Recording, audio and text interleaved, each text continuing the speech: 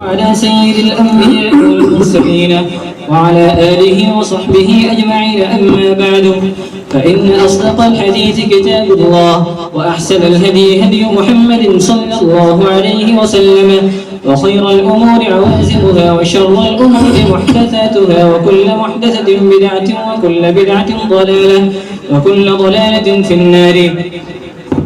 يقول جميع الطلاب: حدثنا عن كتاب الصحيح للبخاري شيخ الأصول والفروع جامع المعقول والمنقول، المحدث الكبير الناقد البصير وكيل الأحناف رضوان الدين المعروفي، عن شيخه محمد عارف الأعظمي، عن شيخه شيخ الإسلام حسين أحمد المدني، عن شيخه شيخ الهند محمود حسن الدوبندي، عن شيخه حجة الإسلام محمد قاسم النانوتبي وفقيه النفس رشيد أحمد الغنواني، عن شيخه الشاعر عبد الغني المجددي،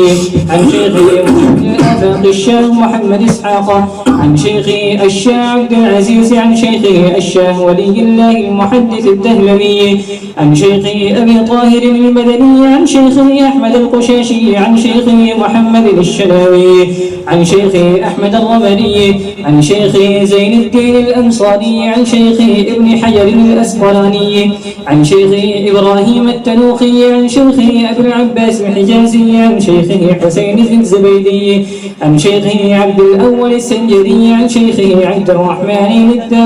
الرحمن الداودي، عن شيخه عبد الله السرخسي، عن شيخه محمد بن يوسف الفربري، عن شيخه محمد بن إسماعيل البخاري رحمه الله تعالى ونفعنا بعلومه آمين. أنه قال: باب قول الله: ونضع الموازين القسط ليوم القيامة وأن أعمال بني آدم وقلوب يوزن. وقال مجاهد: القسطاس والعدل بالرومية، ويقال القسط مصدر المقسط وهو العادل، وأما القاسط فهو الجائر. وبه قال حدثنا أحمد بن أشكاب قال حدثنا محمد بن فضيل عن عمارة بن القعقاع عن أبي زرعة عن أبي هريرة رضي الله عنه قال: قال النبي صلى الله عليه وسلم: كلمتان حبيبتان إلى الرحمن خفيفتان على اللسان ثقيلتان في الميزان، سبحان الله وبحمده سبحان الله العظيم.